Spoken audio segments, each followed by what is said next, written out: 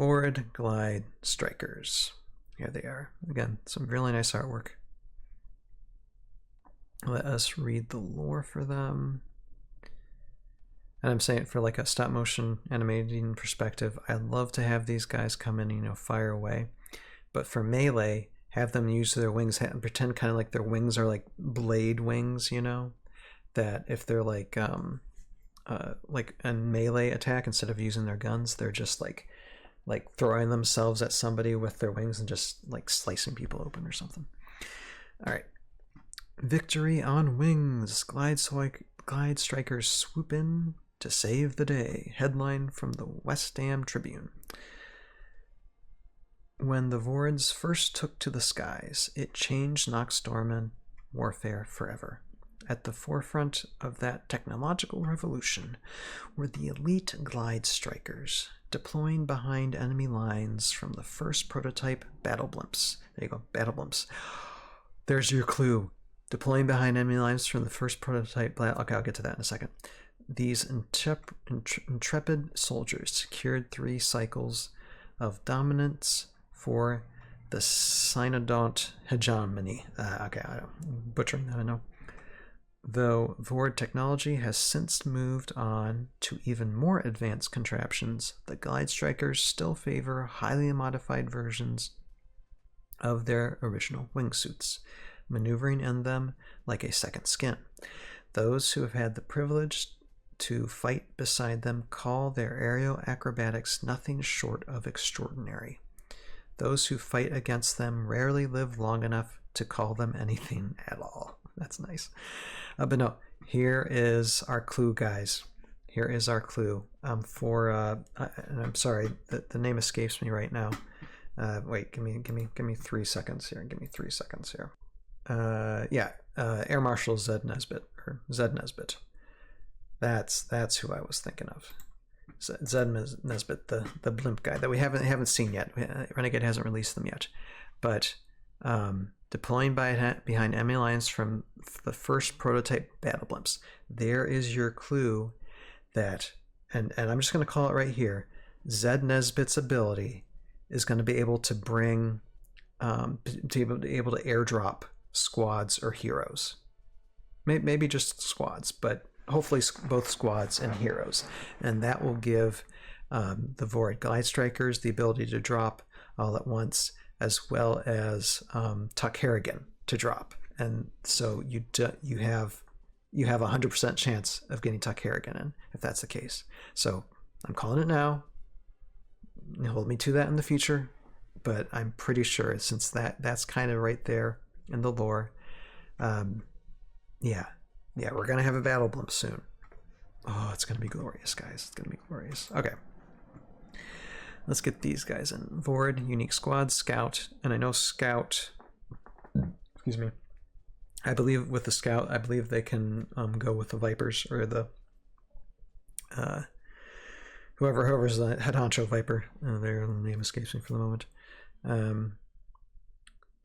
Plus Boo says, I'm curious how that ability will be phrased. I wonder if they'll just call out the specific squads it can drop. Yeah, this is one thing. I don't know if it'll just be for Glide Strikers or any like airborne unique squad, or what the language is going to be. If it's just for squads only or unique squads only, will it be for heroes too? And what's how many can be in the blimp? 2+ movement from Venek Warlord. There you go, Justin. Yep, Venek Warlord. That's what I was saying. So yeah, possibility with them, and that would help their movement a little bit. They have 1 life, move of 4, range of 6. Not bad. Attack of 2, defense of 2. Now, attack of 2, defense of 2 is a little bit of a bummer, but with their glide or landing and their evasive, get some help, because say. Let's just read Glide or Landing real quick. Vorid Glide Strikers do not start the game on the battlefield. Before revealing an order marker on this army card, you may place 1 Glide Striker from this card that has not been destroyed onto an empty space. You cannot place that figure adjacent to other figures. The placed figure cannot move normally this turn. So, and we were talking about this on the podcast last Sunday night, that on an empty space, and I think because we were wondering, okay, it doesn't say that they can't land on glyphs. So my thought is that, I mean, well, it says on an empty space. So that must mean a space that's empty of anything, even glyphs, probably. I think that's what the language is supposed to mean. But if they can land on glyphs, if that is the case, and it says Tuck Harrigan cannot land on glyphs, that probably means because a lot of glyphs are only activated by unique heroes and not squads. So, you know, a little bit more leniency for them. Yeah, I was about to make that point. Red plus blue, exactly. They could land on the high ground, so it's likely 3 attack most of the time. Exactly. I don't think glyphs count as empty spaces. I'm pretty sure you're right on that, red plus blue. So basically, it's just an empty space, and not adjacent to anybody. But they really don't want to be adjacent to anybody. They're ranged units, so quite right. You just place them somewhere to where they have height advantage right away, and they just start, and they don't have to move. They usually basically just set them down. They don't have to move, and they just start firing it away at whoever they need to fire at, and that's it. An evasive 1. Vorid Glide Strikers increase their defense value by 1 when defending against a non-adjacent figure. So again, this is another probably good unit to like see how they would fare against, like, say, an army of 4th Massachusetts or Omnicron snipers or something. They might be you know, a challenge against those types of ranged common squads. So yeah, we'll see whether they can like take them all out. I don't know, but they would probably be a hindrance. I really I like them.